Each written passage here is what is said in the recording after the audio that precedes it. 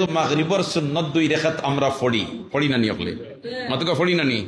মাগরিবর সুন্নত 2 রাকাত যে ফরজ নামাজের বাদে 2 রাকাত হইল সুন্নতে মুআক্কাদা এই 2 রাকাত হইল কিদা সুন্নতে মুআক্কাদা এখানে আমাদেরকে পড়তেই হবে ও 2 রাকাতটা পড়বার সময় যদি পয়লা রাকাত আলহামদুলিল্লাহর পরে কুল ইয়া আইয়ুহাল কাফিরুন আর বাদর রাকাত আলহামদুলিল্লাহর পরে কুল হুয়াল্লাহু আহাদ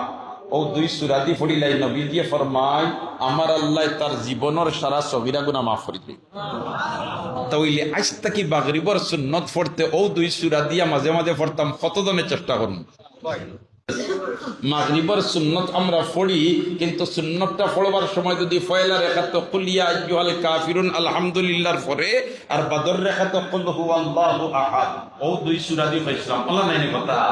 আলহামদুলিল্লাহ একজন দুইজন মুসলমানে যদি আমল করিলা আয়োজন সার্থক যারা এই ফিকির করিয়া মাহফিল তৈয়ার করছে তারা ফিকির করাখান সার্থক হয়ে যাব এবং এটাই নাজাতর জরিয়া বনি যাব ইনশাআল্লাহ।